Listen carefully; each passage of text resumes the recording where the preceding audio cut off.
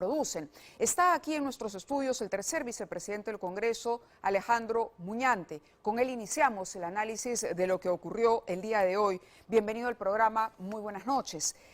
Interesante lo que me contaba antes de salir al aire de cómo avisoraban ustedes lo que ocurriría el día de hoy en el Parlamento. En ningún momento hubo una sospecha, al margen, por supuesto, de los rumores que sí corrieron efectivamente desde el fin de semana sobre la posibilidad de que Castillo se atreviese a tomar una decisión como la que tomó hoy. Sí, no imaginamos una situación como la que ha ocurrido el día de hoy, definitivamente. Esto de una manera confirma estas señales que nosotros hemos dado desde el Congreso. Nos llamaron alarmistas, ¿no es cierto?, por prevenir a las autoridades sobre un posible cierre del Congreso. Finalmente esto se dio, ¿no?, pero de manera fallida, ¿no es cierto?, porque solamente duró un par de horas este golpe inconstitucional que ha dado pues el señor Castillo, y finalmente se restableció el orden constitucional, que creo que es lo más importante al final de esta jornada, ¿no? Si bien es cierto, nos imaginamos que el presidente Castillo iba a venir con sus abogados, luego se iba a dar la votación, no estábamos 100% seguros de que íbamos a llegar a los 87 votos, íbamos a tener seguramente un panorama un poco desolador para la oposición, para el Congreso. Sin embargo, hoy ha sido un triunfo para la democracia, porque finalmente terminó cayendo este régimen que hemos considerado completamente contrario a la legalidad y a la Constitución, y hoy tenemos pues una nueva presidenta, ¿no? El final gatillado por el propio ex presidente, es decir, él mismo gatilló el final de su historia al frente del gobierno. Estamos viendo imágenes justamente en este momento del interrogatorio que se hace desde la Fiscalía. Ahí vemos a Aníbal Torres también. Entendemos que Aníbal Torres fue una de las personas que acompañó ya como asesor de la presidencia del Consejo de Ministros hasta el final a Pedro Castillo. Pero en este momento, cuando la gente nos ve al otro lado de la pantalla, se pregunta qué es lo que viene una vez que ya juró al cargo la señora Boluarte. ¿Qué viene? ¿Se le puede asegurar al país que tendremos por lo menos un tiempo de tranquilidad? Mira, yo creo que mientras las autoridades, ¿no?, nos encaminemos por la vía de la constitucionalidad, por la vía de la legalidad, yo creo que debe existir en nuestro país una calma, ¿no es cierto?, a nivel político, porque lo que ocasionaba este conflicto, ¿no?, que se había dado entre el Ejecutivo y el Legislativo era justamente las decisiones que se tomaban en el Poder Ejecutivo, y que el Congreso, por supuesto, tenía que ser acto de control político, ¿no es cierto? Entonces, en este interín de ejercer una fiscalización y control político, nos enfrentamos arduamente durante todos los meses que lo hemos visto todos los peruanos. Sin embargo, considero que las nuevas autoridades, sobre todo las del Ejecutivo, si asumen su rol realmente como deberían hacerlo, apegados completamente a la Constitución y las leyes, y nombrando personas, ¿no?, con idoneidad, con experiencia en el cargo, yo creo que finalmente vamos a conducirnos por la vía del desarrollo y los consensos mínimos, la concertación que se requiere para darle gobernabilidad a nuestro país va a ser viable. ¿Hay esa predisposición en la oposición? Sí. Porque recordemos que Dina Boluarte llega con la plancha presidencial que tenía a la cabeza a Pedro Castillo. ¿Es verdad que ella conversó, pudo intercambiar algunas ideas minutos antes de jurar al cargo? Conversó con la mesa directiva, ¿no? Nosotros le dimos la bienvenida como corresponde. Ahí ensayamos lo que iba a ser el protocolo. ¿Cuál fue el tenor, de la conversación, al margen de lo protocolar? Bueno, sí, más que nada protocolar, y nosotros manifestamos nuestro deseo, ¿no es cierto?, de que las cosas marchen bien, de que se nombren personas idóneas en lo que va a ser su próximo gabinete. Y yo creo que eso va a suceder. Estoy siendo optimista con un panorama donde van a haber ministros con experiencia, va a haber una oposición completamente responsable en sus decisiones, y se va a encaminar pues lo que queremos todos, que es una agenda país, ¿no?, en conjunto entre el Ejecutivo y el Legislativo, cosa que no nos permitía hacer el gobierno saliente, ¿no?, que finalmente terminó mostrando su verdadera careta, su verdadera faceta, que es justamente el golpe que dieron el día de hoy. Todavía tenemos algunas reacciones que se vienen produciendo y que vamos a compartir con ustedes. Vamos a leer, por ejemplo, lo que ha escrito en su cuenta de Twitter el señor Vladimir Cerrón. Esto es lo que él ha publicado. Aníbal fue el curandero, el que hizo la fosa, el sepulturero. Lo leído por Castillo es puño y letra del jurista. Dicho sea de paso, la información que manejamos y que ha verificado el equipo de producción es que Castillo estuvo en los últimos momentos antes de leer el texto al que hace alusión Vladimir Cerrón, donde anunciaba su pretensión de disolver el Congreso, rodeado de algunas personas. ¿Quiénes fueron las personas que lo acompañaron en esta decisión probablemente y que al final lo convencieron de tomar la decisión? En primer lugar, Aníbal Torres había sido presidente del Consejo de Ministros, había sido el autor de esta primera cuestión de confianza que se hizo además de una manera absolutamente imprudente y al margen de lo establecido en la norma. Betsy Chávez, actual, bueno, la última presidente del Consejo de Ministros, sobre la que tampoco tenemos información al momento sobre su paradero. Raúl Noblecilla, pero antes Guillermo Bermejo. Raúl Noblecilla, ahí está, es el abogado o asesor legal del congresista Guillermo Bermejo, quien había sido designado como viceministro de Gobernanza, precisamente para asumir el control o las políticas desde el gobierno para evitar la conflictividad social. También tenemos a otro protagonista, fueron 5, el señor Guillermo Bermejo, lo habíamos mencionado antes, quien dejó de ser solamente un congresista para convertirse en un visitante recurrente a Palacio y una voz que le hablaba al oído al presidente. Y finalmente Luis Mendieta, este asesor que llegó a Palacio de Gobierno y que fue ganando poco a poco la confianza del ahora exmandatario.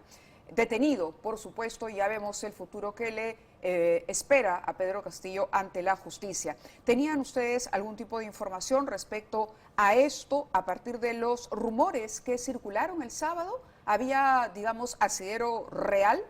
Sí, bueno, nosotros, mira, nosotros consideramos, y mi bancada considera de que el cierre de Congreso operó desde el día 1 en que el señor Castillo empezó a gobernar.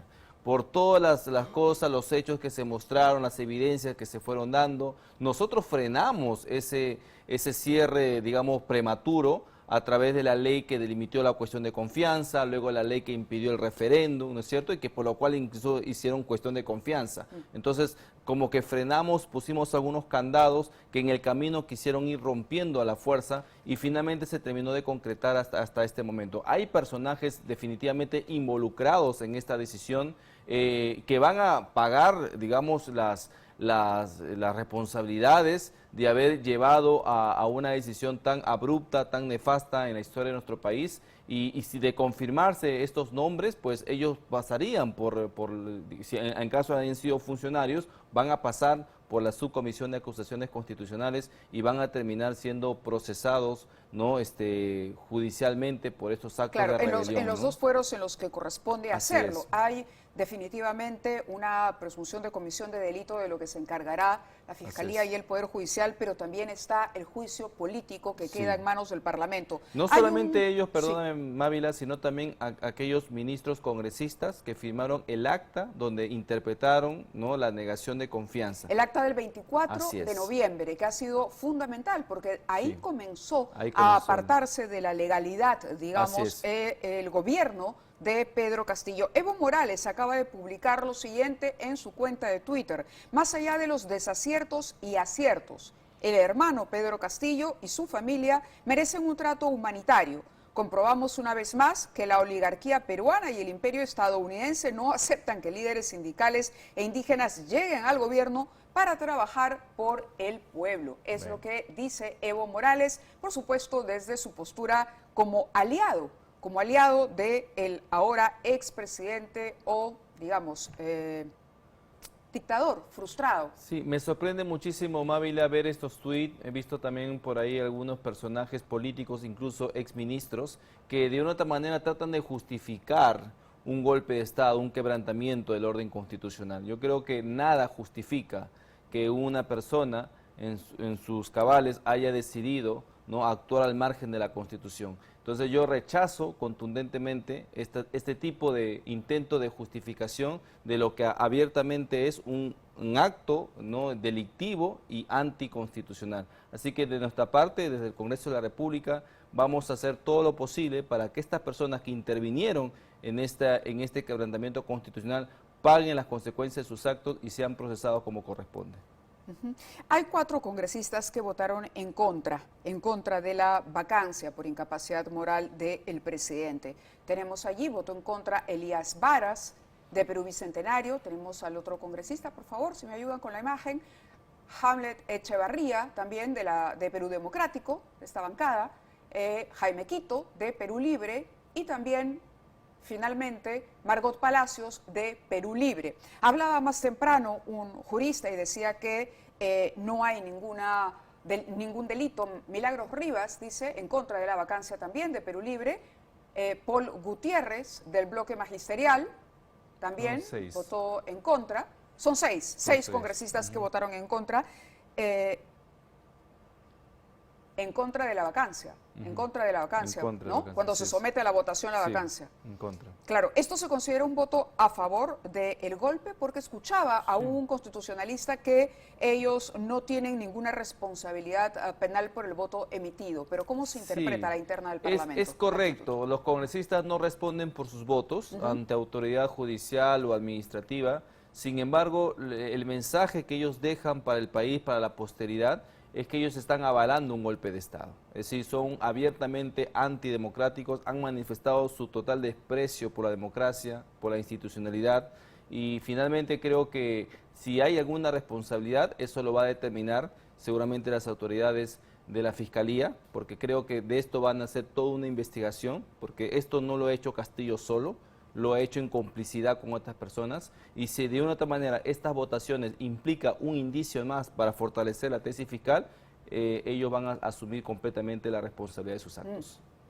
Ahora, el Congreso tiene una misión por delante, digamos, también empezar a trabajar por la legitimidad. Sí. ¿Correcto? El Congreso se ha visto también salpicado por las denuncias en las últimas semanas y desde hace ya algún tiempo se habla, por ejemplo, de tratos que se hicieron con el Ejecutivo precisamente para librar a Castillo de otros intentos de vacancia anteriores, sí, acuerdos bajo la mesa, incluso en los últimos días se habló de entrega de dinero o de puestos de trabajo para familiares o personas allegadas. ¿Qué se piensa hacer en el Parlamento? Yo creo que tenemos que medir con la misma vara. Así como el día de hoy hemos destituido a un presidente que ha actuado al margen de la Constitución y que está siendo acusado seriamente por graves actos de corrupción, tenemos también que hacer una limpieza en casa, ¿no? Estos declaraciones de pagos, ¿no?, que se habrían hecho algunos congresistas definitivamente tendrían que corroborarse para poder actuar con todas las garantías constitucionales del debido proceso y todo lo que implica, ¿no?, un procedimiento sancionador. Pero de corroborarse estos hechos, definitivamente el Congreso no va a acabar con los 130 que conocemos. Van a haber desafueros, yo estoy muy seguro que el próximo año, este año ya prácticamente no queda nada, pero el próximo año van a haber desafueros, van a haber rostros nuevos en el Congreso, porque tenemos que dar el ejemplo. Si somos tajantes, firmes contra la corrupción y contra el golpismo de parte del Ejecutivo, también tenemos que ser tajantes para poder sancionar a los congresistas que realmente se lo merecen. Hay muchas preguntas todavía que me gustaría hacerle, pero vamos a la crónica. Veíamos ahí las reacciones en el Congreso mientras el presidente se pronunciaba en vivo, anunciando el cierre del Congreso y estableciendo un gobierno de excepción. ¿Dónde se encontraba usted en el hemiciclo? Me encontraba en mi vehículo dirigiéndome al Congreso después de haber tenido una reunión en el Hospital de Belgrati. Estábamos todavía en semana de representación, entonces en camino al Congreso, ¿no?, lleno por el tráfico, escucho el mensaje de la Nación, ¿no? Entonces una situación bastante incómoda. Finalmente llegamos al Congreso sorteando ahí los obstáculos y es ahí donde decidimos ya comenzar la sesión del Pleno que se adelantó, ¿no? Claro, Eran se para adelantó a las 12:30. a las 12:30. Es correcto. Tenemos aquí en nuestro poder la resolución del Congreso 001-2022, presidente del Congreso de la República, que es la resolución finalmente que declara la permanente incapacidad moral del presidente de la República y la vacancia de la presidencia de la República. Declaración de permanente incapacidad moral del presidente y de vacancia de la presidencia de la República, firmada por el presidente del Parlamento, José Daniel William Zapata, y por Marta Lupe Moyano Delgado, primera vicepresidenta del Congreso.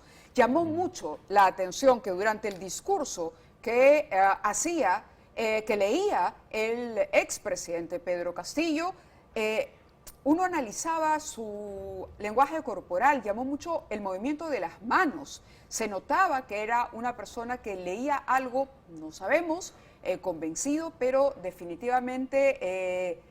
vean ustedes las imágenes, vamos a volver a poner las imágenes de lo que ocurría, este discurso y el movimiento que delataba un nerviosismo y una completa inseguridad o temor, ¿no? El temor propio de alguien que siente que finalmente ha sido puesto en evidencia, ¿no? Sí. Y que ya no puede ocultar, digamos, esa sensación de responsabilidad que tiene ante el país. Creo que fue el preludio de una caída tan aparatosa como la ha tenido el día de hoy.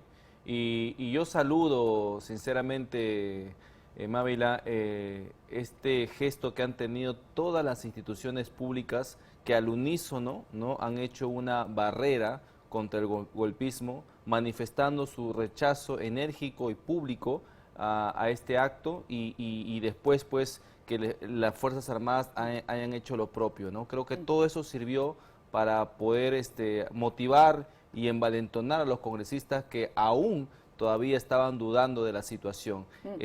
Yo saludo ese gesto, ha sido algo histórico que todas las instituciones a su vez se hayan puesto del lado de la democracia, de la patria. Es digamos, una muestra de civismo, de patriotismo que el día de hoy se ha mostrado y creo que es lo positivo de toda la jornada del día. Así es. Le agradezco mucho que haya estado con nosotros esta noche en gracias. 2022. Ha sido Alejandro Muñante, tercer vicepresidente del Parlamento. Nos vamos nuevamente.